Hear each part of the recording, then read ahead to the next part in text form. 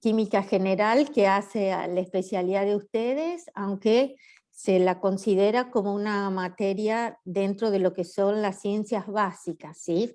¿Por qué? Porque son las primeras nociones de química que ustedes ya pueden haber traído del nivel medio, ¿sí? O si no lo trajeron, les va a servir este cuatrimestre para ponerse al nivel de después seguir optando por químicas más específicas, como son química inorgánica, química orgánica, ¿sí? Entonces, digamos, es fundamental que ustedes tengan esta base de química. En general, lo que más vemos es química inorgánica, pero con una complejidad muy baja, ¿sí? ¿Cómo estructuramos las clases, sí? Ahora la metodología requiere una estrategia donde no importe tanto el docente, es decir, cuando damos clases no esté centrado en el docente la educación, sino que esté centrado en el aprendizaje del estudiante, ¿sí? Entonces, ¿qué es lo que buscamos? Lo que buscamos nosotros es que ustedes participen lo más posible. Participen en las reuniones de Zoom, haciendo preguntas a través del chat y participen a través del aula virtual, ¿sí? Porque en el aula virtual ya van a ver que tienen información de todo tipo, de cuestiones de forma y cuestiones de contenido, es decir, conocimientos de química. Pensando en que ustedes debieran participar lo más posible en las clases, las herramientas que tenemos para comunicarnos entre nosotros y aprender química es, primero, por supuesto, las reuniones en Zoom, las clases donde, aunque no estemos en un aula de verdad, digamos, estamos todos reunidos y podemos tratar cualquier tema inherente al aprendizaje de química o alguna cuestión de forma de la materia. Después, es importante que ustedes sepan que nosotros ya tenemos los videos que venimos haciendo desde el año pasado, ¿sí? Porque las clases las empezamos a grabar desde el año pasado cuando empezó la emergencia sanitaria y se empezó a dar las clases virtuales. Entonces esos videos están cargados digamos, los links de esos videos están cargados en el aula virtual. Ustedes tienen las pestañas y serían los teóricos y prácticos. Entran en esa pestaña y tienen los links de las clases teóricas y de las clases prácticas. Van a ver que las clases prácticas las tienen todas en un Drive y las clases teóricas hay una parte que están en Drive y otras que están en YouTube, ¿sí? Yo no tuve problemas en subirla a YouTube porque también todo depende de la conectividad que uno tenga, entonces están los videos, en la mayoría del teórico están en YouTube. Vamos a tratar de este año, si estás de acuerdo, Mónica, en que estuvieran todos juntos en un mismo link. Si puede ser en YouTube, mejor, porque nos da mucha más información de cómo les va resultando los videos a ustedes, ya que también hacen preguntas de opinión y encuestas, ¿sí? ¿Qué Sí, perfecto. ¿Qué otro material tienen para aprender química? Tienen la guía de seminarios. La guía de seminarios se compone de un pequeño apunte, digamos, o resumen del teórico de cada una de las unidades, ¿sí? Y también les da los ejercicios. Y al final tienen los resultados de esos ejercicios, porque como son muchos, también saben que no van a poder resolverlos a todos en clase. Entonces, amén de los resultados, tienen las tablas de datos que vamos utilizando a medida que vamos resolviendo situaciones problemáticas, ¿sí? es decir, información que está recopilada y que siempre es útil para la resolución. Y también queremos hacerles saber, si es que todavía no están informados, es que la guía la pueden tener desde el aula virtual o desde autogestión. Ustedes pueden bajar el archivo PDF y tenerlas en sus compus. Pero si no, la pueden encargar y comprar en Educo, que es la editorial de la facultad, ¿sí? El teléfono de Educo sale al final de la página web de la facultad y incluso ellos hacen entrega a domicilio. E incluso creo que han realizado entregas a otras provincias, porque también sabemos que no todos están acá en la ciudad de Córdoba, ¿sí? Entonces, la guía de ejercicios, y a su vez también ellos tienen a la venta la tabla periódica, que es una tabla específica que nosotros utilizamos para que todos tengamos la misma información, porque es cierto que muchos de ustedes pueden traer la tabla periódica del nivel medio, ¿sí? Pero como a veces algunos datos van variando, ¿sí? Ya sean los números másicos, los números atómicos no, pero los números másicos o alguna propiedad como puede ser el radioatómico, ¿sí? Puede variar. Entonces utilizamos todos la misma tabla periódica, que es la tabla Z, que me imagino esto Pablo ya se los comentó, ¿sí? Y luego esta tarde, digamos, a los del 1B2 va a comentárselo Virginia, ¿sí? Agradecería si pueden silenciar los micrófonos. Y todo esto, digamos, de decir que tenemos que aprender química, va a requerir de tengamos algún modo de evaluar ese aprendizaje, ¿sí? Para evaluar ese aprendizaje lo vamos a hacer a través de diferentes momentos de evaluación. ¿Por qué digo diferentes momentos de evaluación? Porque la primera evaluación, que es una evaluación para ver qué saben ustedes de química, que aprendieron en el nivel medio, no importa si es mucho, poco o nada, ¿sí? Eso no importa, va a ser una evaluación diagnóstica, ¿sí? Entonces, esa evaluación diagnóstica va a ser para el 1B1 mañana, en el horario de práctico, es decir, el 4 del 8. Y para el 1B2 va a ser el jueves, porque es el otro día que ustedes tienen práctico, ¿sí? Hablando siempre del 1B2. El 1B1 tiene práctico martes y miércoles y el 1B2 tiene prácticos martes y jueves, ¿sí? La diferencia es que el 1B2 es turno tarde y el 1B1 es turno noche. Lo que pasa es que como damos teórico a los dos cursos juntos, lo que se respeta del turno noche es la parte práctica. Entonces, esta semana vamos a tener una evaluación diagnóstica. Para que les quede claro nuevamente, una evaluación diagnóstica lo único que quiere medir es si ustedes saben algo de química o cuánto saben de química. Por eso, cuando ustedes hagan esa evaluación a través del aula virtual, va a ser una evaluación de tipo opciones múltiples y lo único que le va a decir aprobado o reprobado, ¿sí? No les va a dar una nota porque,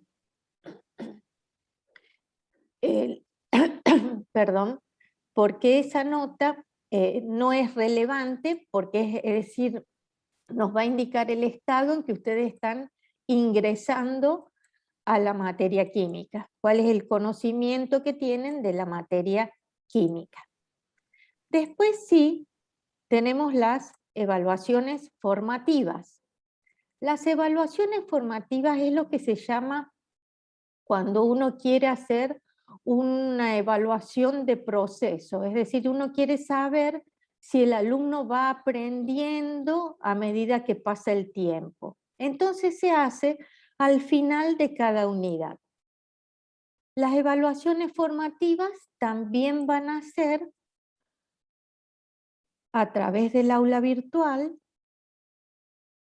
de opciones múltiples, y al ser al final de cada unidad, van a ver que con el ritmo que llevamos al ser una materia cuatrimestral, hay 9 evaluaciones formativas, y esas 9 evaluaciones formativas repartidas en el cuatrimestre hacen que varias veces sean una por semana, ¿sí?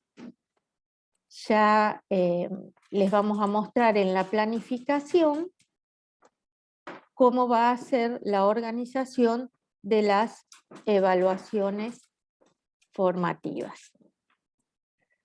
Todo esto, ¿por qué? Porque sería un modo de pensar en la clase estructurada desde el estudiante y que el estudiante siga la materia día a día. ¿Por qué? Porque ustedes no es la única materia cuatrimestral que tienen o la única materia que tienen para estudiar. Y entonces, cuanto menos tengan para estudiar, mejor. Y eso es si lo hacen semanalmente. Las evaluaciones formativas tienen que estar aprobadas en un 80% para poder realizar después el primer parcial y el segundo parcial. ¿Qué quiere decir? Que en total tenemos 2 parciales. El primero va de la unidad 1 a la 6 y el segundo va de la unidad 7 a la 9. ¿Por qué tantas en el primero y tan pocas en el segundo? Porque en realidad el contenido de las unidades 8 y 9 es uno de los más largos. Y a su vez, el aprendizaje se va complejizando. Si nosotros primero aprendemos conceptos básicos en las primeras unidades, en las siguientes tenemos aplicaciones de esos conceptos básicos que requieren un poco más de dedicación, ¿sí? Los parciales también va a haber opción de realizarlos de manera virtual, o si mejora la situación de emergencia sanitaria, tal vez algunos puedan hacer presenciales, ¿sí? Pero eso va a depender de lo que decidan las autoridades de la facultad. Esto no depende de nosotros. Sí, siempre los vamos a estar manteniendo informados. Por supuesto que tienen que seguir siendo virtuales porque como no estamos normalizados en la situación epidemiológica de pandemia, ¿sí? Entonces hay estudiantes, como les decía, que no están en la ciudad de Córdoba ni en la provincia de Córdoba y no tienen por qué volver para un parcial, ¿sí? Por eso lo fundamental es que nos acostumbremos a utilizar el aula virtual. El aula virtual es, digamos, determinante para mantener la comunicación entre nosotros, porque nos mandan mensajes de cualquier duda que tengan. Tienen no solo el material de estudio, porque tienen los links de las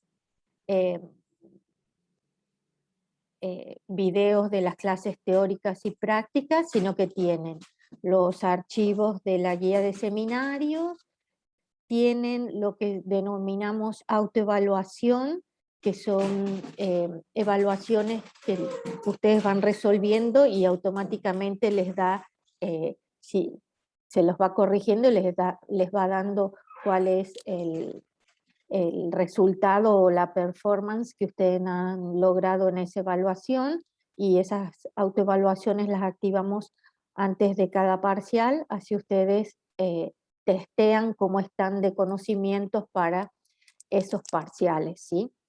Lo mismo cuando hay que entregar algún trabajo o algo, siempre se hacen entregas de tarea en el aula virtual. Por eso es importante que todos mínimamente se acostumbren a ingresar una vez por semana, lo van a hacer para poder acceder a las reuniones de Zoom, lo van a poder hacer para ver el calendario de evaluaciones, ¿sí? Entonces, todo, digamos, toda la información está concentrada en el aula virtual. Para aclararles un poco más, entonces, ustedes ya saben que hay en química dos posibilidades de condición académica. Uno es que al final del cuatrimestre, después de haber realizado todas las evaluaciones, ustedes queden de manera regular o hayan alcanzado la aprobación directa. ¿Qué diferencia una de otras? Que cuando uno queda regular, tiene un promedio de parciales aprobados de 4 o más, ¿sí? Pero tiene que rendir un examen. En cambio, si uno alcanza la aprobación directa, tiene que tener un promedio de los dos parciales de 7 o más, con un mínimo de 6, ¿sí? Y que permite directamente aprobar toda la materia, ¿sí? Con un escalón más que es un coloquio, ¿sí? Pero ya se los voy a mostrar. Vamos primero a ver cómo podemos llegar a cualquiera de estas dos condiciones. A cualquiera de estas dos condiciones llegamos con todo lo que les venía informando hasta recién. 9 evaluaciones formativas, porque tenemos 9 unidades, que se realizan en el aula virtual a través de opciones múltiples, y que van a ser aprobadas o no aprobadas. Eso es la nota que van a recibir. ¿Qué es lo que se requiere? Que tengan un 80% de las evaluaciones formativas aprobadas. Y las evaluaciones formativas no se recuperan, ¿sí? Es decir, si ustedes faltaron o les fue mal, digamos, faltaron justificadamente, porque las evaluaciones son obligatorias, ¿sí? Son individuales y obligatorias. Pueden por ahí no asistir a clases porque tienen algún inconveniente, pero las evaluaciones son todas obligatorias. Y no se recuperan porque son demasiadas. Nos dedicaríamos, digamos, todo el cuatrimestre a evaluar y recuperar nada más. No nos darían los tiempos, ¿sí? Cuando ustedes no alcanzan el 80% de las evaluaciones formativas aprobadas, ¿qué indica eso? Que sería la peor de las noticias, es que van a tener que rendir el parcial en la fecha del recuperatorio, no en la fecha estipulada como fecha de parcial. ¿Cuántos parciales son entonces? Como dijimos que eran 2, ¿sí? Sí, Juliana, ¿quieres preguntar algo? Sí, quería consultar con qué notas se aprueban o sea, el de cada parcial de las unidades con un mínimo de 4, si no mal entendí. Los parciales se aprueban con un mínimo de 4, pero ese mínimo de 4 es el 50% del parcial. Ah, ¿Estamos? Que bien. es lo que estaba acá indicado y no sé si alcancé a decirlo. Lo mismo para las evaluaciones formativas. El 50% es un aprobado, ¿sí? Entonces, eh, con eso quedaría clara tu consulta, ¿no es cierto? Sí, sí, muchas gracias. Perfecto. Entonces, estos dos parciales, según la nota que yo saque, si el promedio me da 4, habiendo estado aprobados con un 50% o más, quedo regular. Si tengo posibilidades de lograr la aprobación directa, tengo que rendir, habiendo tenido un promedio de 7 o más, un coloquio, que como su nombre lo indica es una prueba oral, ¿sí? Un examen oral con nosotras, digamos, charlamos de temas teóricos y si lo saben, ya aprueban directamente la materia, lo que indica que el promedio de las notas que tienen de los parciales es su nota final de examen y lo único que tienen que hacer es inscribirse en un turno de examen. La nota se carga en el acta directamente y ya no se los evalúa más. En el examen no se los evalúa. ¿Qué más tenemos que cumplimentar aparte de las evaluaciones y los parciales? Los laboratorios. Los laboratorios, al igual que los parciales, pueden llegar a ser presenciales. Como siempre, vuelvo a repetir, si que sean virtuales o presenciales va a depender de la situación en que estemos de emergencia sanitaria y la disposición de las autoridades, digamos, lo que resuelvan las autoridades de la facultad. Pero mínimamente se va a tratar. Si es presencial, que tengan un conocimiento básico de herramientas de laboratorio, como preparar una solución, ¿sí? Cómo hacer una pesada, medidas de seguridad, cómo identificar la peligrosidad de una droga, de un reactivo, ¿sí? Cuestiones básicas mínimas que por lo menos cuando ustedes vayan a química inorgánica, química orgánica, puedan, digamos, desenvolverse con más naturalidad. Pero, vuelvo a recalcar, serán presenciales o virtuales según como estemos a fin de año, que sería el momento donde se decidiría si se hacen de manera presencial. ¿Qué pasa si no aprueban algún parcial o no completaron el 80% de las evaluaciones formativas aprobadas o se enfermaron y tienen ausente justificado? Pueden recuperar un parcial, ¿sí? Es decir, les pueden tener algún problema, o me faltó ponerlo, que es el problema también que a todos nos puede pasar, un problema de conectividad, que ese día no tengan luz, no tengan internet, ¿sí? Entonces pueden recuperar un parcial, ya sea para alcanzar la regularidad o para alcanzar la aprobación directa. En general, estas son las condiciones para alcanzar el grado o acreditar la materia. ¿Sí? Sí, Sofía, si quieres preguntar algo. Hola, profe, buenas tardes. Buenas tardes. Quería saber qué sucede si uno desaprueba el coloquio. Por ejemplo, si tiene aprobación directa, pero en el coloquio le fue mal. Claro, quedas regular. Bien, entonces hay que rendir el final. Exacto, exacto. Gracias. Muchas veces, por ejemplo, alguno de ustedes tiene la posibilidad de rendir el coloquio y siempre preguntan si, como en general esto es a fin de año. A fin de año son los parciales de todas las materias, los recuperatorios de todas las materias, ¿sí?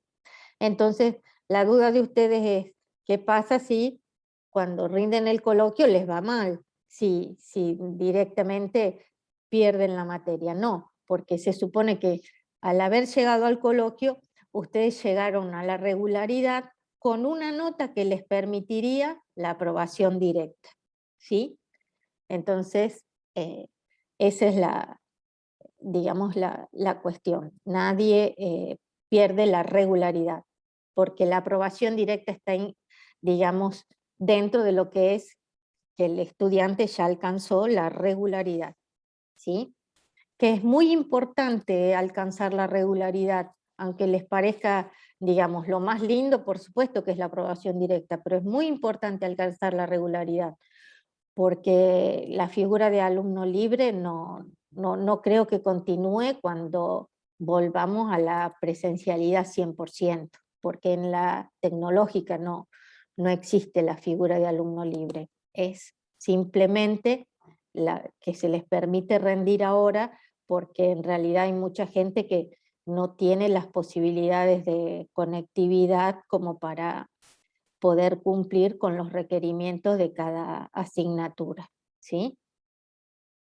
Bueno, hecho todo este preámbulo, digamos, de cómo serían la forma de lograr las condiciones académicas de la materia química general, vamos de lleno a los conocimientos mínimos que debemos tener. La unidad 1, ustedes ya la comenzaron con Pablo, después a las 18:15 el 1B2 lo va a comenzar a practicar con Virginia. Yo lo único que voy a hacer es un repaso. ¿Por qué? Porque hay aspectos que son importantes en cuanto a lograr un desenvolvimiento dentro de la materia, ¿sí? Porque esta unidad 1 dice, leyes fundamentales de la química, conceptos básicos de química, nomenclatura y estequiometría. Es lo que a mí me permite la unidad 1 desenvolverme con el lenguaje técnico, con lo que serían las palabras apropiadas y entender cómo la química se va desarrollando como una ciencia, ¿sí? Fíjense ustedes, es la unidad que, por sencilla que es la unidad que da la base, porque si ustedes no saben escribir un compuesto químico, pueden estar evaluándolos en el último parcial y no saber escribir un compuesto químico en el último parcial es como que no saben lo mínimo de química, ¿sí? Por eso es la importancia. Fíjense, perdón. La química, entonces, como les decía, es una ciencia experimental.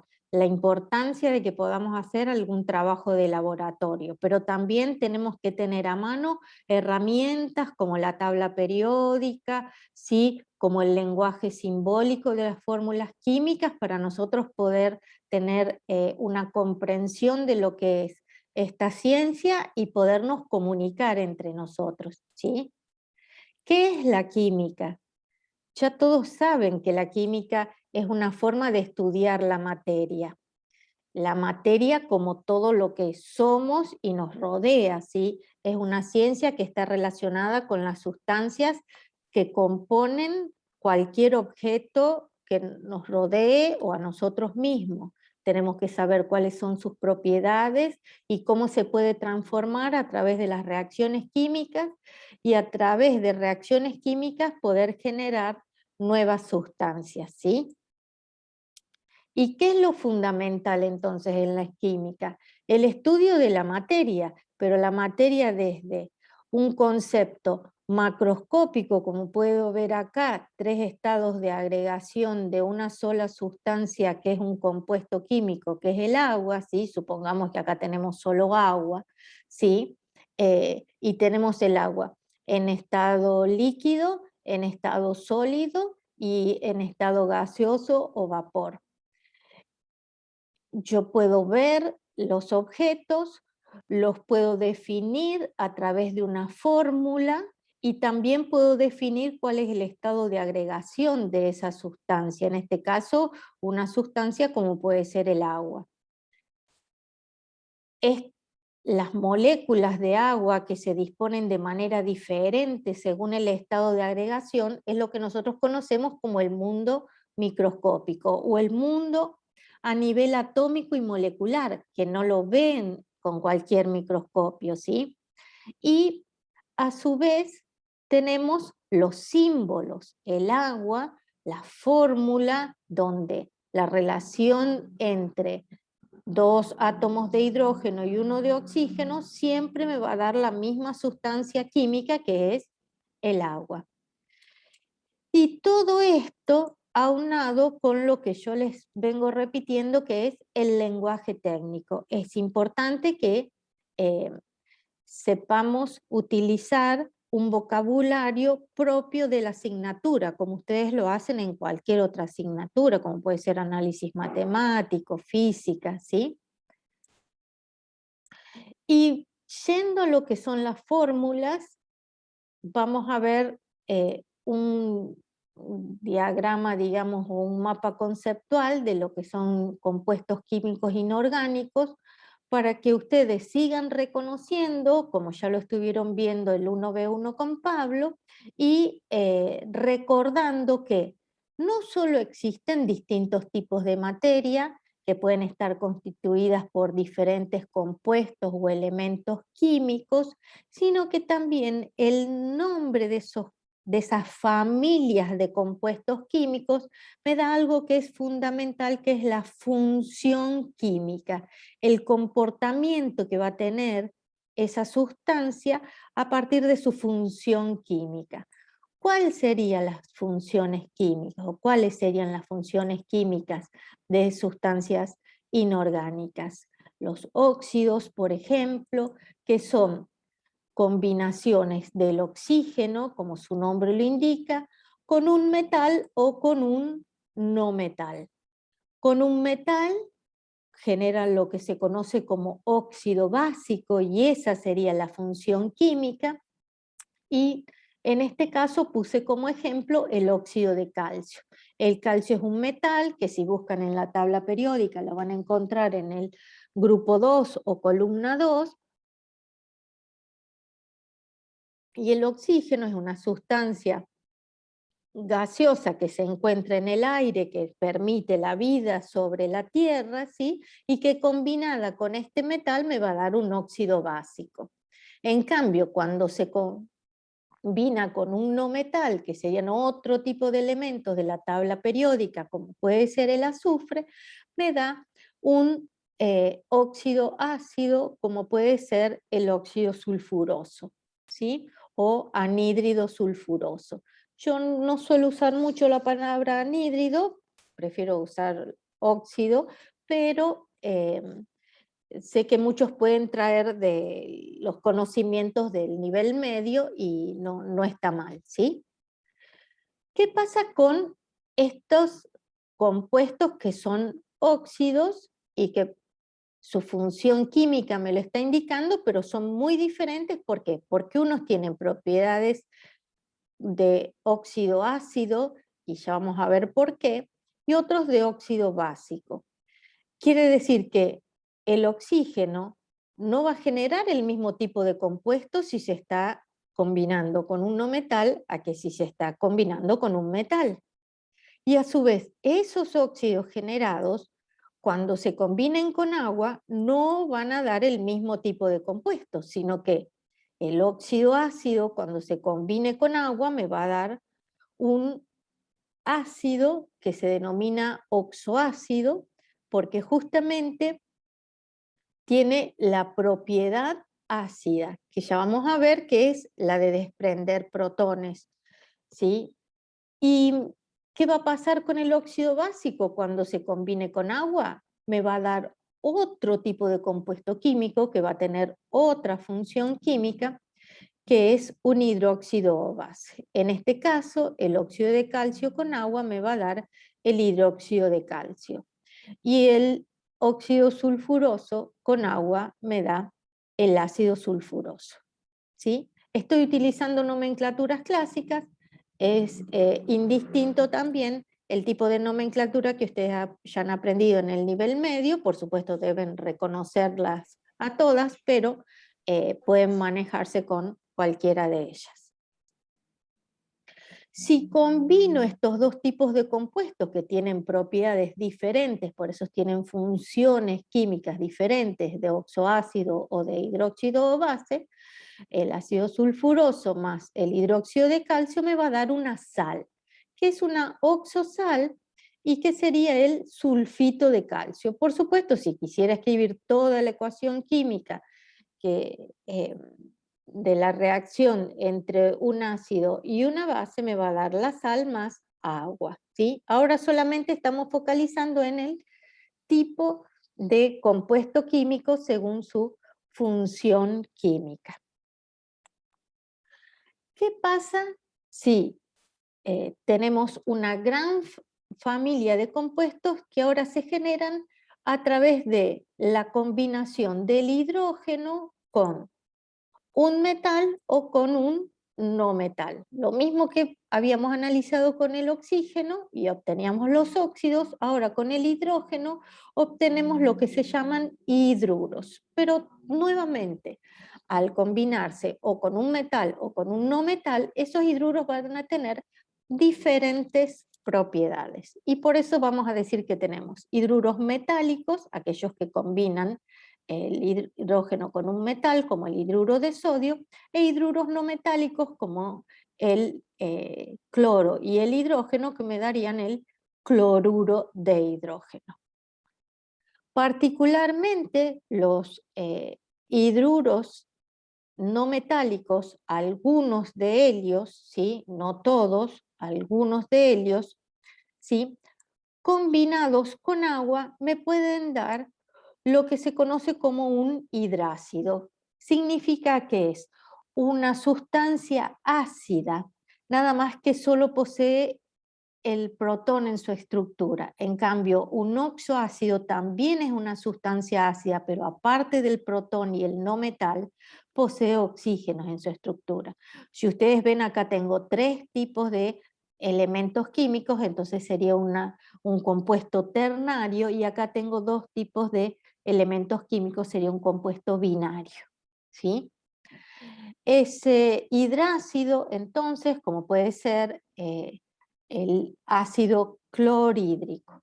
¿Cuál es la diferencia entre estos dos compuestos, entonces, que tienen la misma fórmula? Es que el hidruro no metálico, que proviene de la combinación del cloro y el hidrógeno, en estado gaseoso es el cloruro de hidrógeno, y en solución acuosa me da un hidrácido que es el ácido clorhídrico, ¿sí? Que tiene realmente propiedades ácidas. Nuevamente, si yo combino un ácido, en este caso un hidrácido, con un hidróxido o base, obtengo una sal, pero por supuesto que no va a ser un oxosal porque no posee oxígenos en su estructura, sino que es una sal binaria. En este caso también se lo suele llamar sales aloideas porque tienen un halógeno en su estructura, que sería el cloro. Por supuesto que la combinación del hidróxido y el hidrácido me da la sal más agua. Lo que les venía diciendo, esta es una sal ternaria porque está formada por 3 elementos diferentes, y esta sal, que es binaria, también se puede denominar aloidea. Esto en cuanto a formación de compuestos. Algo, digamos, bien sintético, pero es para que ustedes focalicen sobre todo lo que es funciones químicas. Nosotros ya dijimos, lo fundamental en las clases es que ustedes participen y puedan rescatar lo que son las ideas principales. En este caso, en estas familias de compuestos químicos, se diferencian unas de otras por el comportamiento químico, que se denomina función química. Y siempre estamos preguntando, aparte del nombre, cuál es la función química del compuesto. Así que les sugiero que siempre recuerden este aspecto. En cuanto a nomenclaturas, como les decía, pueden utilizar cualquiera que ustedes hayan aprendido en el nivel medio. Acá les pongo unos ejemplos, como pueden ser un óxido de un no metal, es decir, un oxoácido de función química oxoácido, que sería el óxido perclórico. Por supuesto que cuando se va a combinar con agua me va a dar un oxoácido. Un óxido ácido me va a dar un oxoácido. O un compuesto ternario con propiedades ácidas, que sería el ácido perclórico.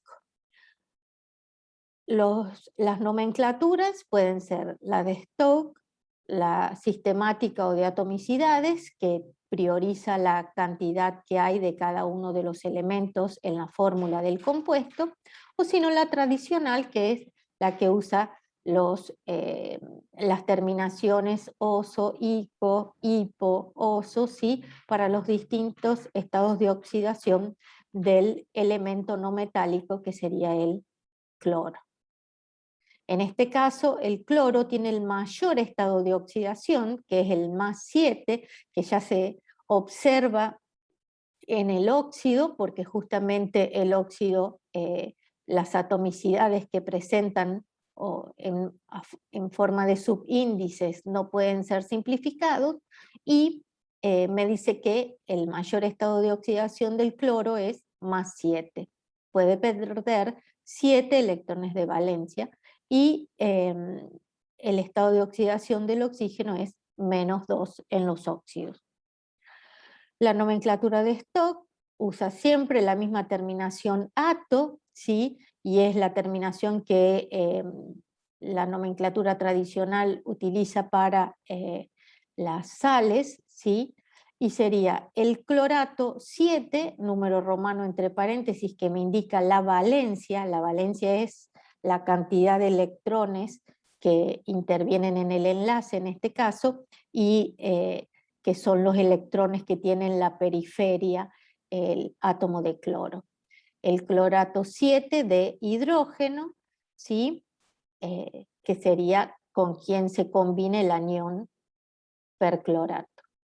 Y la sistemática o de atomicidad, que justamente como va diciendo cuál es la cantidad que hay de cada uno de los elementos, en este caso es tetraoxo, que serían 4 oxígenos, clorato por el cloro, usa la misma terminación, ¿sí? No importa cuál es la valencia o el estado de oxidación del cloro, de hidrógeno, tetraoxoclorato de hidrógeno, o también pueden ver tetraoxoclorato de dihidrógeno, perdón, de monohidrógeno, ¿sí? La clásica, como es la mayor valencia del cloro o el mayor estado de oxidación, es el ácido perclórico, perico. Tomando otro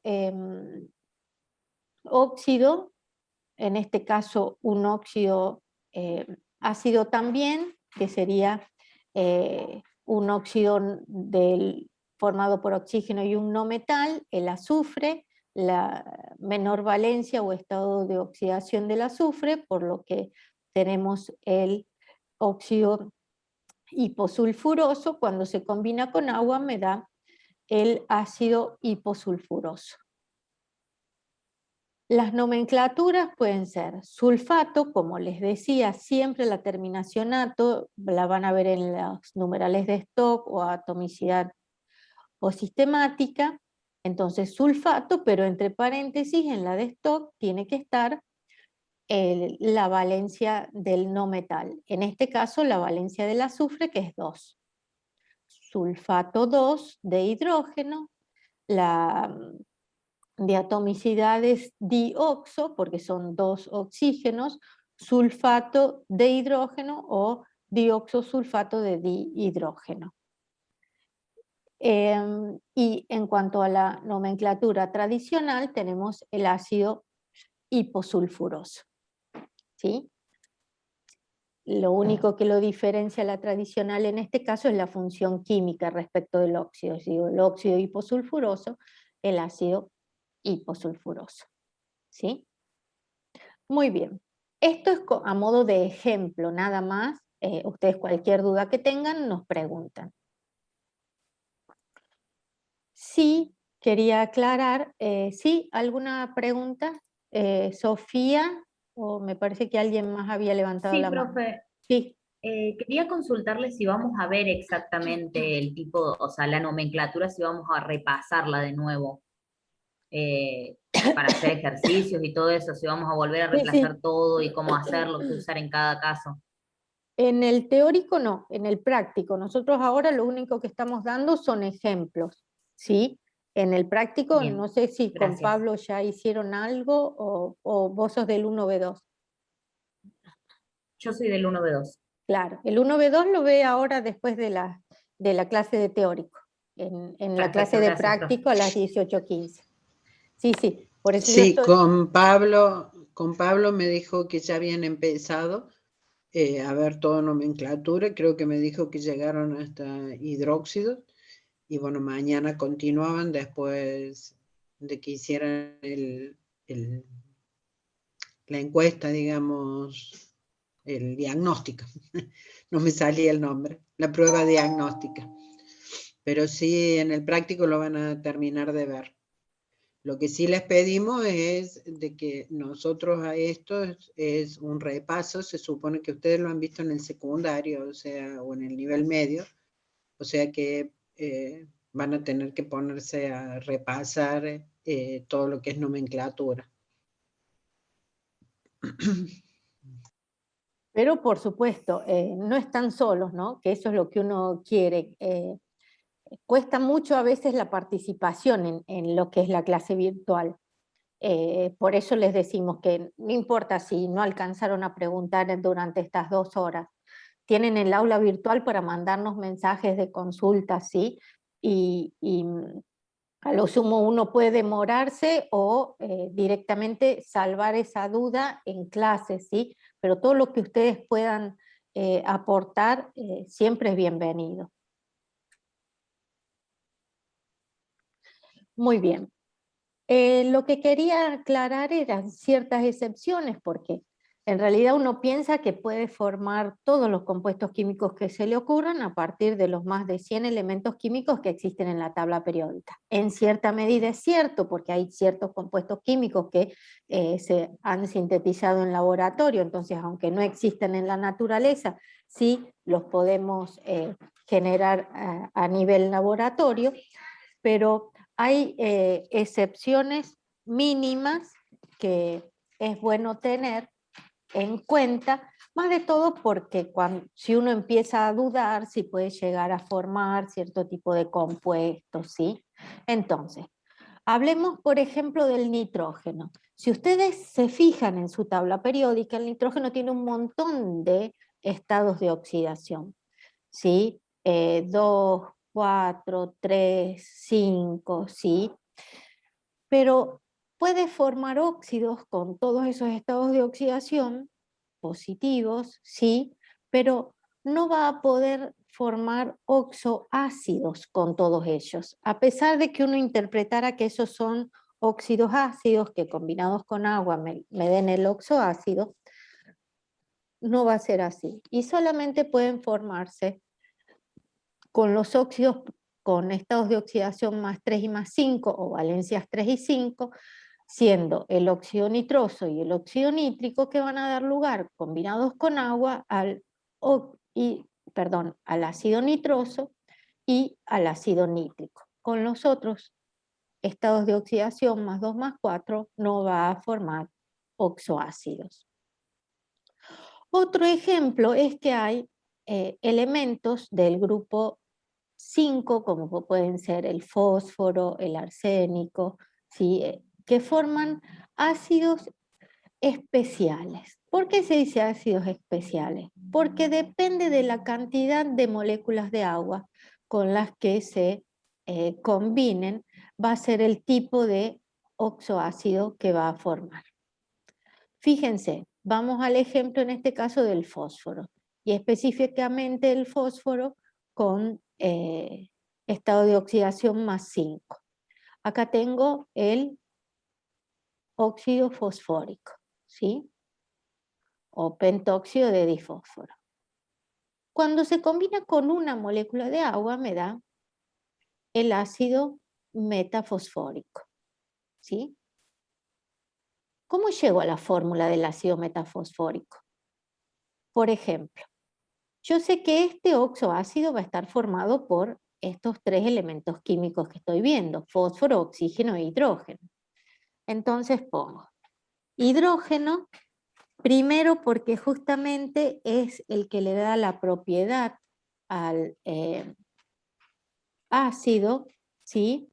El fósforo y el oxígeno. ¿Cuántos hidrógenos tengo? 2. ¿Cuántos oxígenos tengo? 6. ¿Cuántos fósforos tengo? 2. Ustedes podrían decir, ¿por qué no ponemos hidrógeno 2, fósforo 2, oxígeno 6?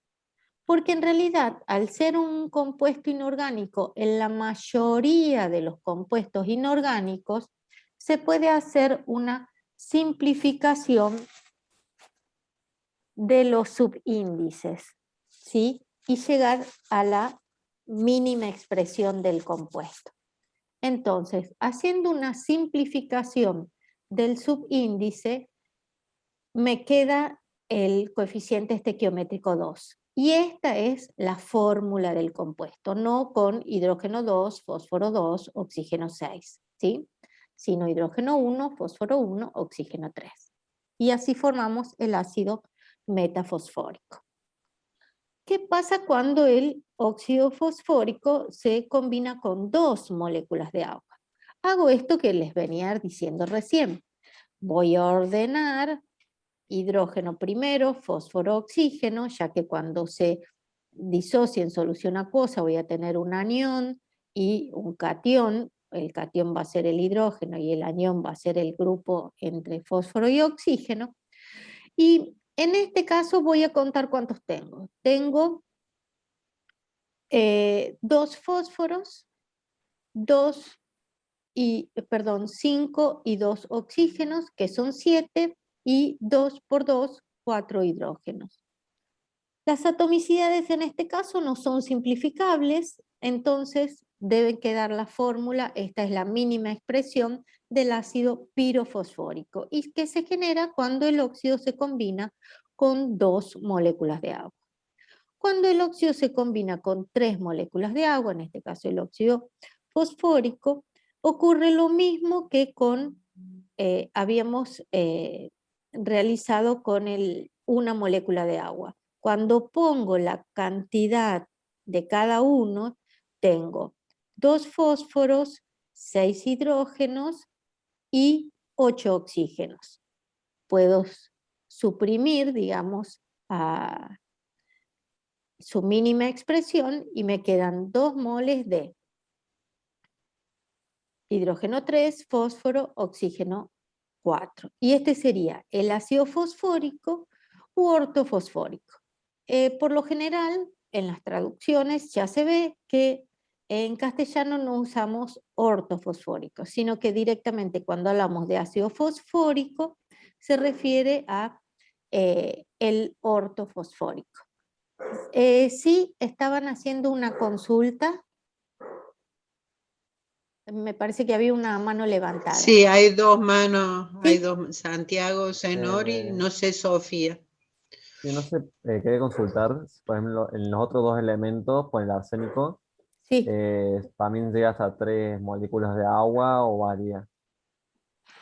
También yo puse como ejemplo el fósforo, puede ser con cualquiera de ellos, digamos, habiendo formado los óxidos. Se forma el óxido arsenioso y el óxido arsénico, por ejemplo, porque acá vos fíjate que yo te estoy dando el ejemplo. Si ustedes tienen una tabla periódica a mano, lo que pasa es que yo no puedo compartir ambas cosas, ¿sí? Pero tengo 2 tipos de óxidos ácidos que puedo formar con estos elementos del grupo 5, que serían el óxido fosforoso y el óxido fosfórico, el óxido arsenioso, el óxido arsénico, y a cada uno de ellos a su vez lo puedo combinar con 1, 2 o 3 moléculas de agua. Entonces, son ejemplos que se dan con los elementos del grupo 5, pero fíjense que empiezo a hablar desde el fósforo y no desde el nitrógeno, que el nitrógeno también pertenece al grupo 5, pero tiene otro comportamiento, ¿sí?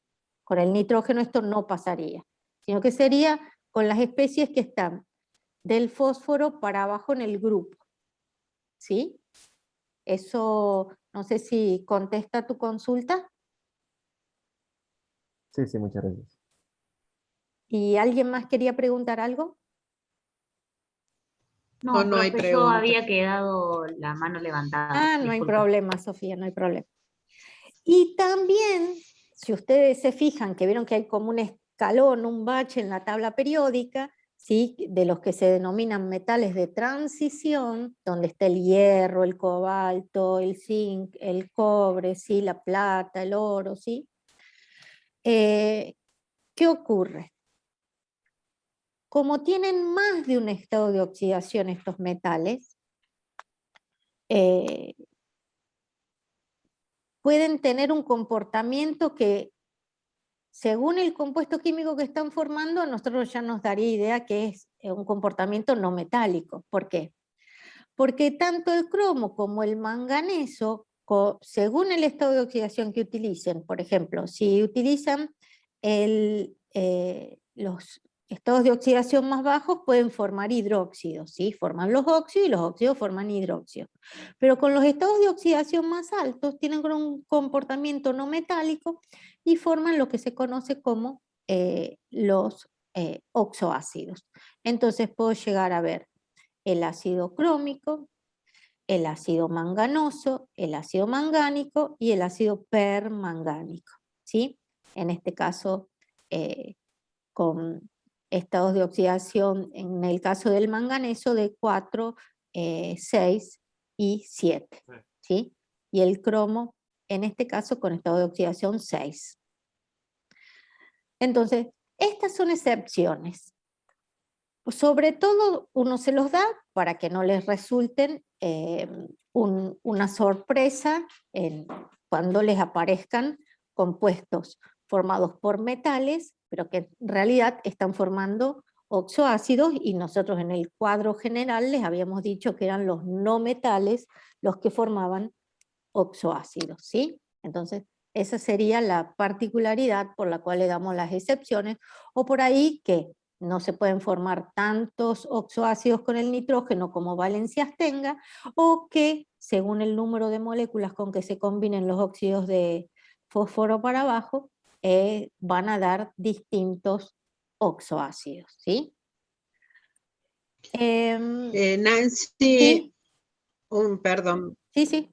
que no se ve completa la filmina, Ah. no sé por qué. Y yo no me doy cuenta, porque yo sí la veo completa. ¿Es solo en Sí, esta? se Falta el último renglón, si lo pudiese Perfecto. leer, no habría problema. Perfecto. A ver, lo subo un poquito.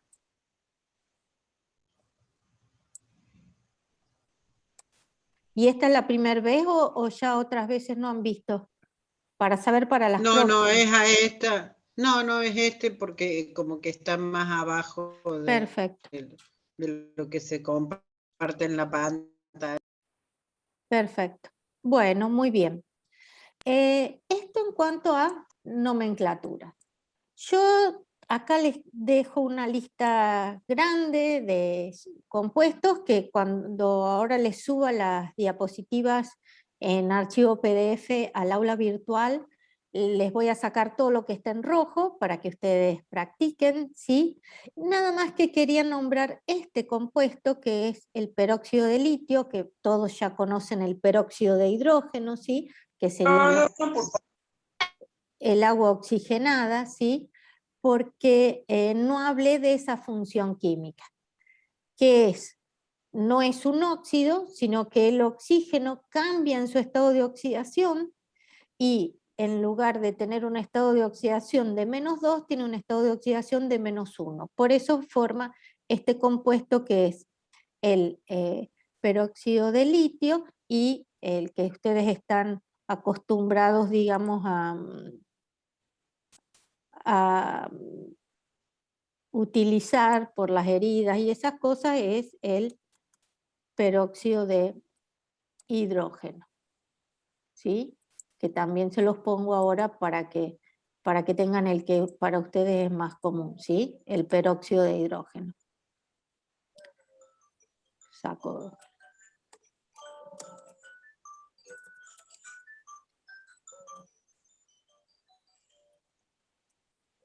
Muy bien.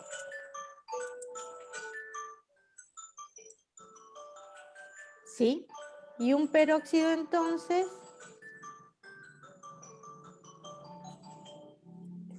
sería perdón.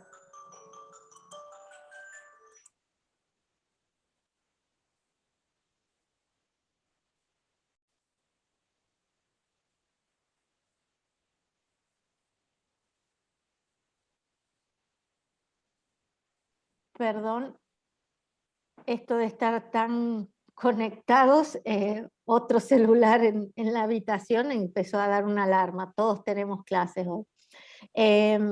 Entonces, para que tengan, este sería el que ustedes más conocen, que es el peróxido de hidrógeno, está mal escrito, sí, pero es el estado de oxidación del oxígeno -2.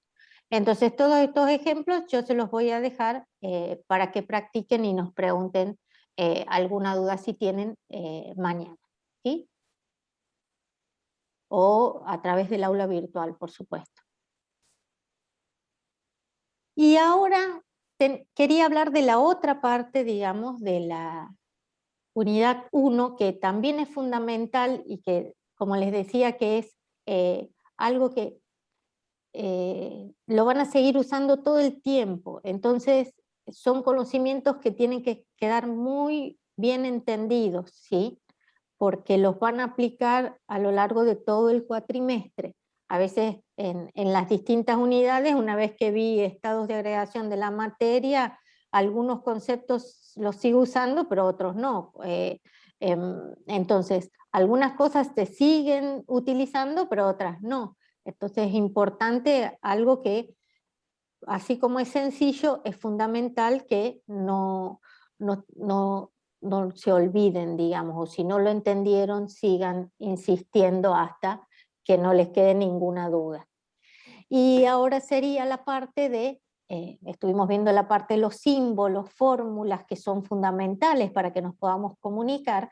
Ahora la parte de estequiometría, que sería justamente la que relaciona la información cuantitativa que se deduce a partir de los símbolos y las fórmulas en las ecuaciones químicas balanceadas, ¿sí?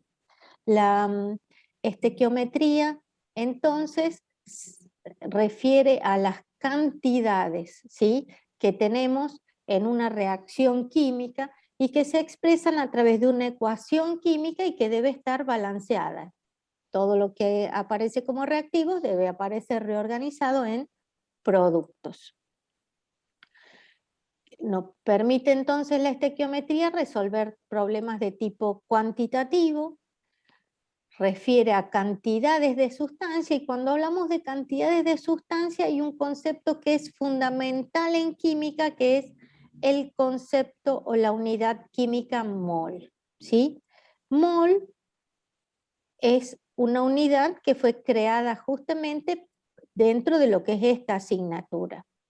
Y decimos que cuando tenemos un mol de cualquier sustancia, vamos a tener una cantidad fija de partículas. Ahora, un mol es una cantidad muy grande de sustancia. ¿Por qué? Porque si yo, por ejemplo, digo que tengo un mol de hidrógeno, que sería un mol de hidrógeno molecular, que es una molécula diatómica, yo tengo 2 gramos de hidrógeno. 2 gramos de hidrógeno son 2,02 por 10 a la 23 moléculas de hidrógeno. Quiere decir que es una cantidad muy grande de materia. ¿Por qué? Porque el átomo no lo puedo ver. El átomo es, digamos, una especie una partícula muy pequeña que se conoce que existe a través de, digamos, la tecnología y los equipos que se han desarrollado, pero que con el cual de manera cotidiana yo no tengo contacto con un átomo aislado, sino que tengo contacto con una cantidad grande de materia. Tener un vaso de agua implica 200 mililitros, y en esos 200 mililitros tendré 200 gramos de agua, y esos 200 gramos de agua pero serán muchos más que 6,02 por 10 a la 23 moléculas de agua, ¿sí? ¿Por qué? Porque el agua tiene una masa molar de 18 gramos y entonces si en un mol de agua que pesa 18 gramos tengo 6,02 por 10 a la 23 moléculas, se imaginan que si tengo 200 gramos tengo 60,2, más de 60,2 por 10 a la 23 moléculas, ¿sí? Entonces siempre estoy teniendo muchísima más cantidad y me estoy manejando con grandes cantidades de materia. Por eso fue importante definir que para una cantidad medible como es cuando yo peso en gramos, ¿sí? Una cantidad de sustancia, saber cuántos átomos o cuántas moléculas hay. Y por eso viene el concepto de mol. Un mol de cualquier sustancia tiene su masa atómica, si es la especie en forma atómica, o su masa molecular expresada en gramos, y tengo la misma cantidad de partículas, ya sean moléculas o átomos, y que se conoce como número de Avogadro, esta constante.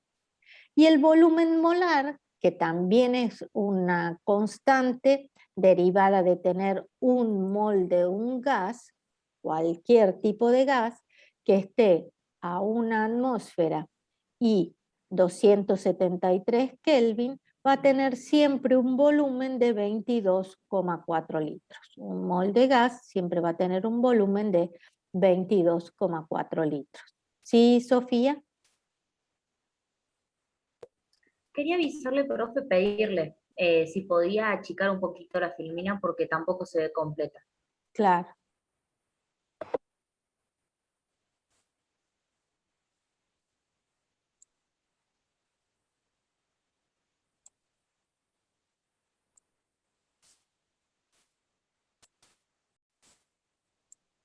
¿Ahí se ve, Sofi? No, Sí, profe, se Nancy. sigue viendo igual. Ahí yo, por ejemplo, no la veo Ah. todavía. Ah, ¿qué es lo que no ves, No sé, el Sofía? resto de los compañeros, capaz es un Ah. problema mío. Yo veo hasta que un mol de cualquier gas. Y yo también la veo bien. Yo también lo... ¿Hasta dónde ves, Sofi? Sí, No pude... yo ahora la estoy viendo bien. Hasta donde dice un mol de cualquier gas. Pero Ah. capaz es un problema mío de la compu, profe, disculpe. No, no hay problema, no hay problema. Ya las próximas diapositivas voy a tratar de hacer con ese tamaño más grande y dejar siempre bien un escalón abajo sin usar así un escalón, digamos, una cierta cantidad. Si no, profe, puede aprovechar el espacio que tiene arriba, que sobra un pedacito, entonces. Sí, por eso. Es como decir, tratar siempre de que abajo no esté ocupado. ¿Sí?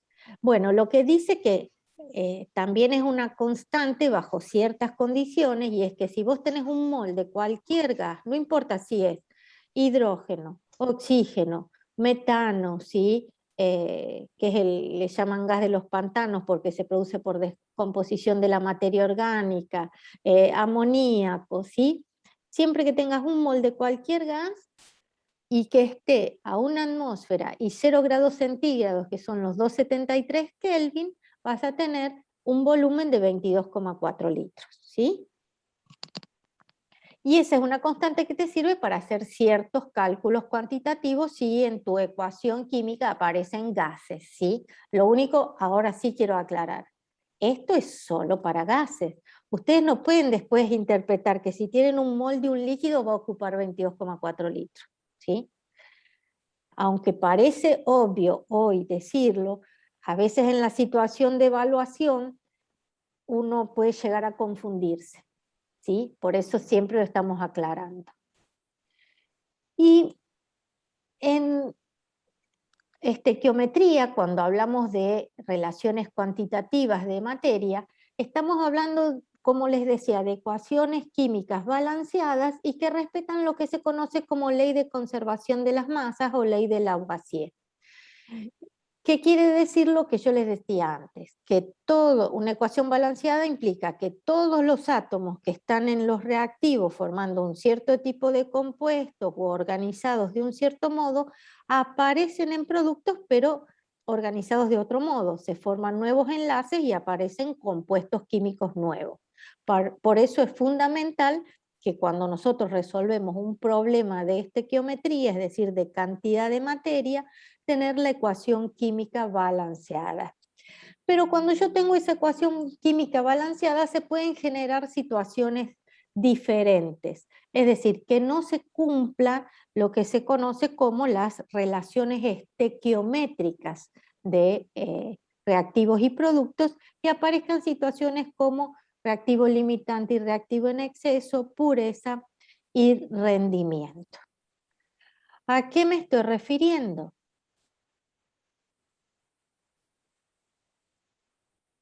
Vamos primero con el concepto de mol, ¿sí? Para ir de lo más sencillo a lo más complejo, por si alguien no había visto todavía este tema de lo que es un mol. Veamos, sí, Sabrina. Buenas tardes, profe. Buenas tardes. Discúlpame, me quedé en la parte que hice, en la parte de la diapositiva anterior. Sí. Hablaba de pureza, rendimiento y ¿qué más? Pureza, rendimiento, reactivo limitante y reactivo en exceso. Muchas gracias, profe. No, por favor. Entonces, vamos a un ejemplo, ¿sí? Sencillo de relación de cantidades de materia, pero dentro de una misma sustancia, ¿sí? Conceptos de mol y masa molar. Tengo una sustancia que es agua. Yo ya digo agua y tengo que saber escribir la fórmula química del agua, ¿sí? Hidrógeno 2, oxígeno. Sé que todos lo saben porque incluso hasta están las bebidas con la fórmula, entonces todos aprendemos sí o sí, de algún modo aprendemos. El ejemplo dice, si hay 5 moles de hidrógeno en una muestra de agua, ¿cuántos gramos de agua hay en esa muestra? Fíjense que el hidrógeno es uno de los elementos constitutivos del compuesto, ¿sí?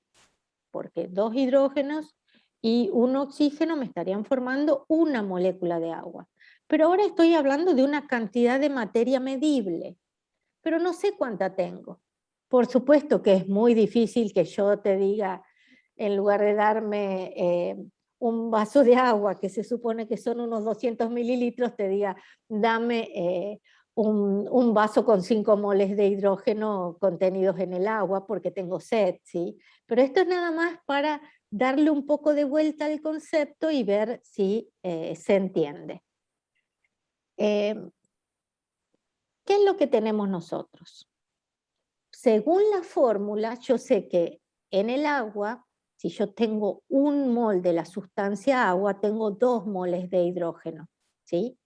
Como así también sé que tengo 1 mol de oxígeno. Entonces, hay 2 moles de hidrógeno en 1 mol del compuesto químico agua.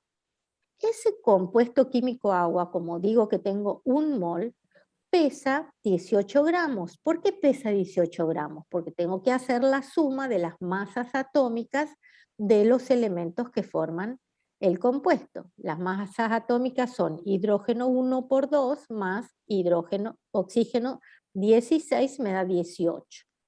18 expresado en gramos es la masa molar del agua. Por supuesto que estos datos están en la tabla periódica, ¿sí? Yo no tengo que saberlos de memoria. Ahora, ¿cuántos gramos de agua hay en que contenga, digamos, 5 moles de hidrógeno? Planteando una regla de 3, pero también pueden utilizar ecuaciones de proporcionalidad, es indistinto como ustedes lo resuelvan.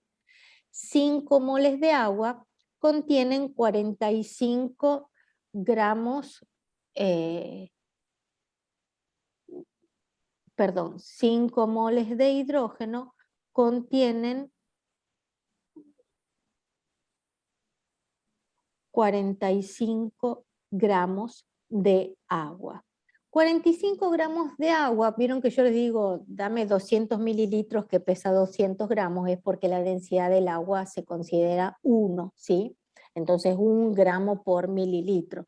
En realidad entonces tengo 45 gramos de agua, no tengo 45 mililitros, tengo 1/4 de vaso de agua, ¿sí? Yo trato de ver en cantidades a cuánto se está refiriendo, porque es bueno que nosotros, si estamos hablando de cantidades de sustancia, en este caso moles de átomos de hidrógeno, que son un montón de átomos, y los estoy traduciendo a una cantidad de agua, que por lo menos yo sepa, 5 moles de hidrógeno están formando 45 gramos de agua, ¿sí? Es un modo de pensar la cantidad de materia. Este sería un ejercicio sencillo, ¿sí? De este tipo de ejercicios es los que evaluaríamos en la evaluación diagnóstica, ¿sí? Nomenclatura, formación de compuestos y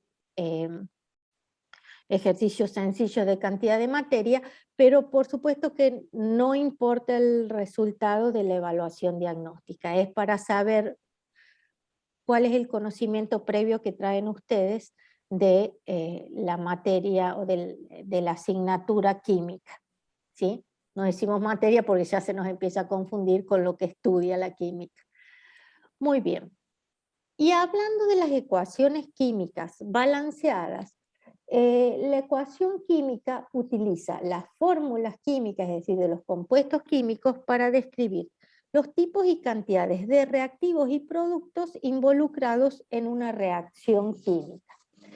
El ajuste de una reacción química implica que tanto las masas como los números de átomos de los reactivos o reactantes sea igual a las masas y el número de átomos de los productos, ¿sí? Entonces, fíjense, en este caso yo tengo una reacción de combustión entre un hidrocarburo y el oxígeno que me da dióxido de carbono y agua. En este caso, la ecuación balanceada me indica que si tengo 3 carbonos en este hidrocarburo, pues tienen que aparecer estos 3 carbonos, porque la única fuente de carbono en los reactivos es el hidrocarburo y la única fuente de carbonos en los productos es el dióxido de carbono, tienen que aparecer estos mismos 3 acá, por eso pongo el coeficiente estequiométrico 3. Y después, si ustedes se fijan, tengo en el hidrocarburo 8 hidrógenos, ¿sí? Esos 8 hidrógenos aparecen en el agua. Pero cuando aparecen esos 8 hidrógenos en el agua, ¿qué me están indicando? Me están indicando 4 oxígenos o 4 moles de oxígeno y en el carbono 3 por 2, 6 moles de oxígeno. 4 más 6 son 10 moles de oxígeno que tienen que aparecer en reactivos. 5 moles de oxígeno molecular. El oxígeno molecular, lo mismo que el hidrógeno, que el nitrógeno, siempre los vamos a poner como moléculas diatómicas porque es como se encuentran en la naturaleza. ¿Sí? Muy bien, y esto sería una ecuación química balanceada, donde los números delante de los compuestos químicos, ya sean reactivos o productos, son los coeficientes estequiométricos. Es la proporción de las sustancias en una reacción química. Un mol del hidrocarburo más 5 moles de oxígeno me dan 3 moles de dióxido de carbono y 4 moles de agua. Eso es lo que se tiene que cumplir para que la reacción química se lleve a cabo, ¿sí? Es la mínima cantidad que tiene que haber de cada uno de ellos. Para interpretarlo un poquito mejor, esta parte de la estequiometría, veamos una relación sencilla entre cantidades de sustancia en una ecuación química balanceada. En esta ecuación química balanceada que les voy a plantear, que me va a remitir a problemas de estequiometría, es el hidrógeno más el oxígeno que me forman agua, ¿sí? La formación del agua a partir de sus elementos, o las sustancias elementales, hidrógeno y oxígeno. ¿Está balanceada la ecuación? No. No, No. muy bien, muchas gracias. La ecuación no está balanceada. ¿Qué es lo que necesito para balancearla? ¿Qué coeficientes estequiométricos? Falta un Un 2 al 2 frente adelante del agua y otro 2 adelante del hidrógeno. Perfecto. ¿Por qué? Porque es así. ¿Cómo funcionó el proceso de pensamiento de ustedes, supongo? Ustedes se fijan, acá hay 2 hidrógenos, acá también, pero acá hay un solo oxígeno y acá hay 2. Entonces, estos 2 oxígenos tienen que estar balanceados. Pongo un 2 en el agua. Pero cuando pongo un 2 en el agua, automáticamente afecto al hidrógeno. Eso es lo que hay que tener en cuenta, que cualquier coeficiente estequiométrico afecta a todos los elementos que aparecen en la fórmula del compuesto, ¿sí? A todos los átomos de los elementos que aparecen en la fórmula del compuesto. Entonces ese 2 que aparece ahí tiene que aparecer en reactivos. Muy bien. Entonces tenemos 2 moles de hidrógeno más 1 mol de oxígeno que me dan 2 moles de agua. Que sería lo que me está explicando. Perdón, Nancy. Sí. Sí, te interrumpo un poquito. Sí. Están preguntando si hay un orden para ir balanceando, si hay que seguir un orden o un mecanismo. El orden no es que todos van a seguir el mismo, pero es el que yo traté de interpretar recién y dije, este sería el proceso de pensamiento que pienso que ustedes llevaron, o el razonamiento que ustedes llevaron. Primero, vieron que el hidrógeno tenía 2, y acá también tengo 2, parecía que venía bien el balance, pero de pronto, ¿qué veo? Veo que el oxígeno tiene 2 oxígenos, porque tiene el subíndice 2 en reactivos, y tengo un solo oxígeno en productos. Entonces el oxígeno no está balanceado. No lo puedo poner aquí como subíndice. ¿Por qué? Porque estoy cambiando el compuesto. Entonces lo tengo que poner adelante. Y para balancear el oxígeno, automáticamente estoy desbalanceando el hidrógeno. Pongo el 2, que me balancea el oxígeno, pero me condiciona a poner un 2 adelante del hidrógeno. Y si ustedes se fijan en el ejemplo anterior, ¿sí? Aquí yo les dije que empecé por el hidrocarburo. ¿Por qué? Porque, digamos, vi que había 3 carbonos y que aquí en el dióxido de carbono había uno solo. Entonces digo, tengo que poner el 3. Vi que había 8 hidrógenos y aquí en el agua había solo 2. Entonces tuve que ponerle el 4 porque 4 por 2 era 8. Pero cuando puse el 3 y el 4, automáticamente modifiqué la cantidad de oxígenos. Y vi que en total en productos ahora tenía 10 oxígenos que debían aparecer en reactivos, por eso apareció el coeficiente estequiométrico 5 en el oxígeno. No sé si querías preguntar algo, Sofía. No, profe, bueno, en realidad sí, quería consultarlo porque me habían enseñado que uno siempre tenía que empezar, pero eso era lo que no me acordaba. Sí. Si era por el oxígeno empezar a balancear o si el oxígeno dejarlo al final del Y me parece balance. que depende de la circunstancia. En el primer ejemplo que te mostré, que sería en la oxidación del propano, lo que tenés es que el oxígeno te queda al final. Pero en este caso, en esta ecuación sencilla de formación del agua, en realidad el oxígeno lo usaste primero. Viste que, por ejemplo, primero yo leí hidrógeno, ¿sí? Y vi que estaba igual tanto en reactivos como en productos. Pero leí hidrógeno como leo cualquier oración de izquierda a derecha por el lenguaje que yo utilizo. Entonces, capaz viene un japonés y lo lee, o no sé, cualquiera que use otro tipo de escritura y lo lee, en lugar de izquierda a derecha, lo lee de derecha a izquierda y empieza a balancear diferente. Estamos... aparte, cuando uno hace una observación, digamos, de la ecuación sin balancear, ve todos los elementos, ve cuáles son las atomicidades de cada uno y empieza a ver si coinciden o no coinciden a ambos lados de la flecha, digamos, en reactivos y en productos. Para mí no hay un elemento por el que empezar. Muchas veces empiezo por uno y no me da, y es porque en realidad no tengo que empezar por ese, ¿sí? Porque capaz en el ejemplo anterior, si yo hubiera querido empezar con el oxígeno, no hubiera puesto el 5, hubiera visto que hay 2 y 1, 3, y digo, pongo un 3 acá, unos 3 medios, y pongo 3 medios de oxígeno y no me sirvió. ¿Por qué? Porque no estaba considerando los 3 carbonos y los 8 hidrógenos. Entonces, es como decir, empezás a controlar de izquierda a derecha elemento por elemento, y aquí enseguida los primeros que saltaron fueron el carbono y el hidrógeno. En el caso del agua, el primero que saltó fue el oxígeno.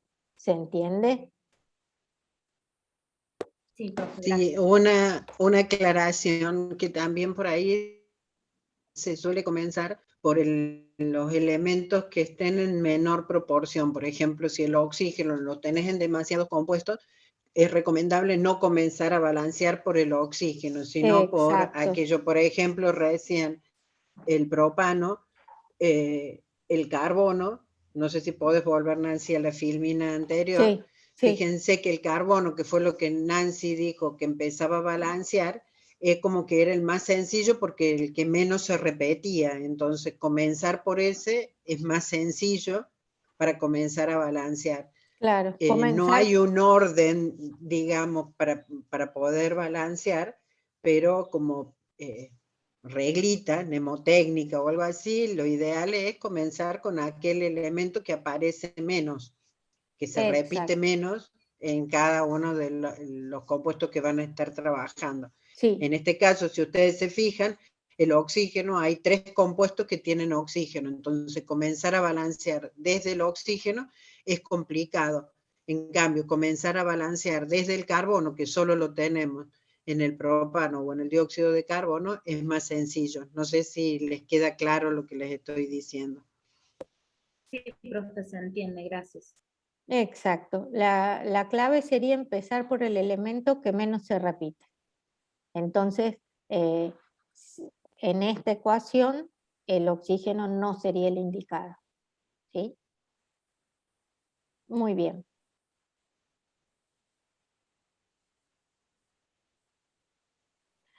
Entonces, ¿cómo leo esta relación estequiométrica? 2 moles de hidrógeno más 1 mol de oxígeno me dan 2 moles de agua.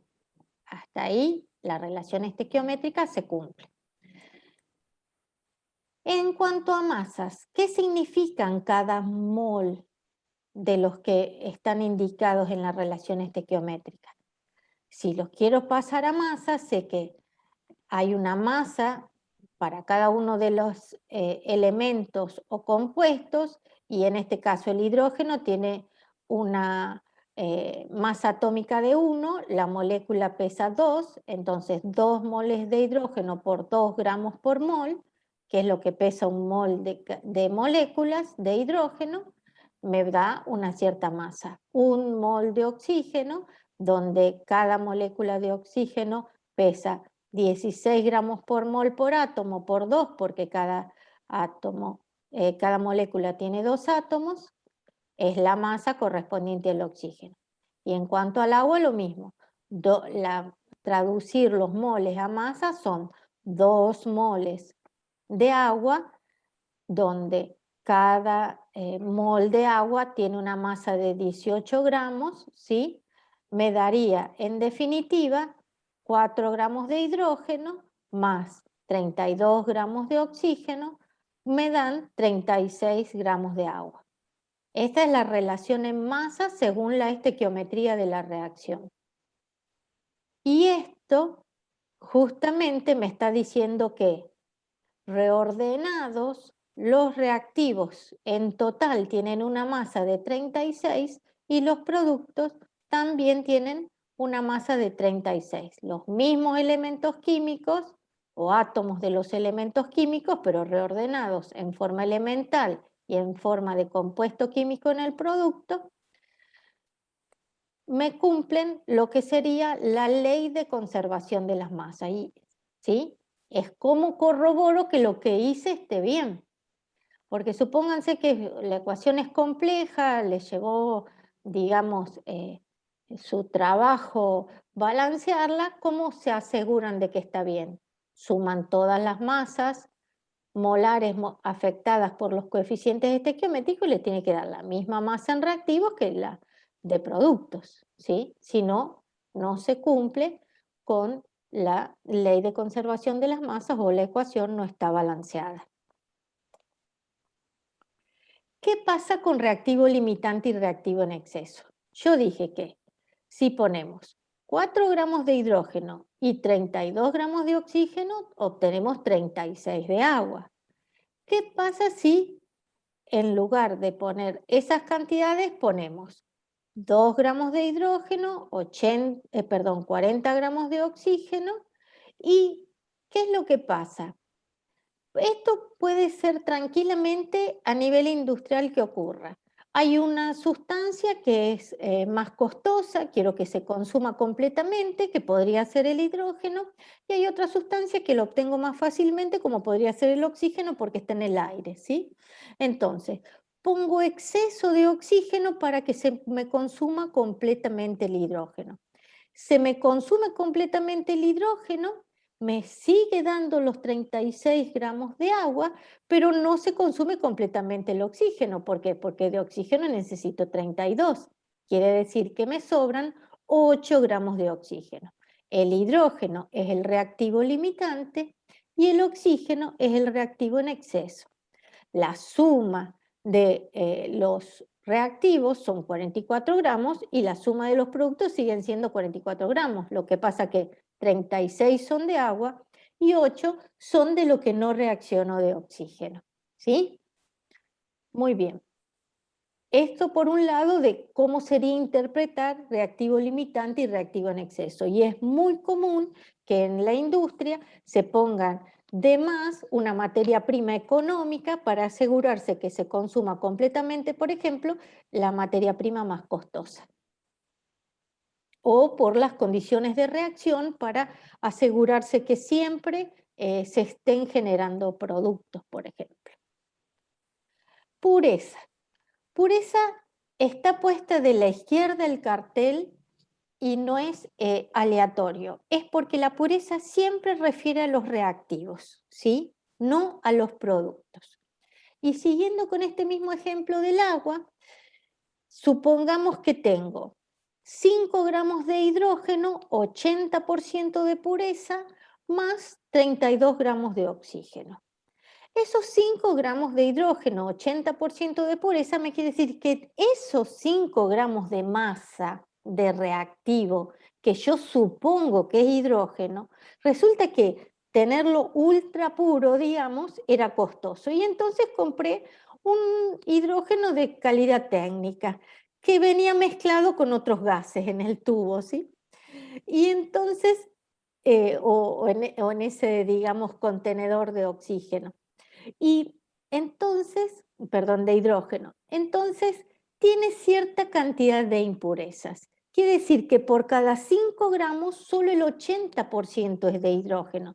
Si cada 5 gramos, solo el 80% es de hidrógeno, yo acá, digamos, adrede, no aleatoriamente, quiere decir que el 80% de 5 son 4 gramos, que es lo mínimo que necesito para que reaccione con 32 gramos de oxígeno y me dé 36 gramos de agua, ¿sí? Pero lo que tiene que quedar en claro es que tengo 1 gramo de impurezas, algo que no me va a dar agua ni me va a reaccionar con el oxígeno. Puede ser que sea hidrógeno con algún gas que no interviene en la reacción, ¿sí? Helio, ¿sí? Entonces un gas inerte.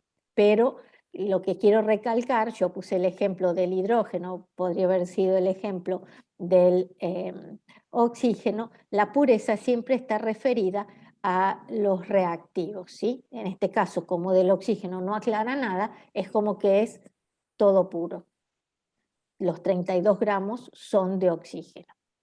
Y me faltaba rendimiento, que espero que se vea, ¿sí? Y está puesto no aleatoriamente, sino adrede a la derecha, porque el rendimiento tiene que ver con cuánto producto obtengo. Si yo pongo 4 gramos de hidrógeno y 32 gramos de agua Y resulta ser... Nancy, ¿Sí? perdón, si lo podés subir un ¿Sí? poquitito, Ahí lo así subo. se ve Sí, mejor. sí, estaba esperando que me avisen. Y estaba fácil subirlo, Están digamos. preguntando por el, por el horario. Ahora Ya terminamos, yo cierra termino. con este tema y cierra. Sí, sí, porque vi que ya eran las 6. Y el rendimiento es un término que afecta a los productos, ¿sí? Se habla del rendimiento de la reacción, pero tiene que ver con cuánto producto obtengo. Si pongo 4 gramos de hidrógeno, que era la relación estequiométrica de 2 moles, y 32 gramos de oxígeno, que era la masa correspondiente a 1 mol, y resulta ser que cuando voy a medir la cantidad de agua que obtengo 30 gramos. ¿Por qué? Y porque capaz necesitaba una temperatura que el reactor nunca alcanzó, o hubo alguna, digamos, fuga de alguno de los gases reactivos, digamos que no se siguió las condiciones de reacción de manera tal que obtuve menos cantidad, o cuando voy a recoger el agua, una parte se me cae, ¿sí? Entonces, o hay una pérdida, digamos, en la cañería, ¿sí? Entonces, ¿qué es el rendimiento? Es justamente lo que obtengo, el porcentaje real que yo obtengo de este producto. ¿Cómo se obtiene o cómo se calcula el rendimiento? Yo lo puse ahora con la letra R, pueden verlo por la letra NU, digamos una letra griega, ¿sí? Pero ¿qué sería el rendimiento? Es la relación entre la cantidad real de producto que obtengo, en este caso los 30 gramos, dividido la cantidad teórica, que es la que yo calcularía, ¿sí? O la que yo sé que puedo obtener de agua por 100, porque se expresa como porcentaje. Entonces, como solo obtuve, habiendo puesto las cantidades estequiométricas de reactivos, solo obtuve 30 gramos de agua, quiere decir que la reacción tiene un rendimiento del 83%, ¿sí? Aproximadamente. Y con esto damos por terminado. Por supuesto que yo les voy a dejar ejercicio para que ustedes resuelvan por su cuenta y consulten, ya sea a través del aula virtual, por los mensajes o mañana en clases, ¿sí? Como siempre, muchísimas gracias por su atención.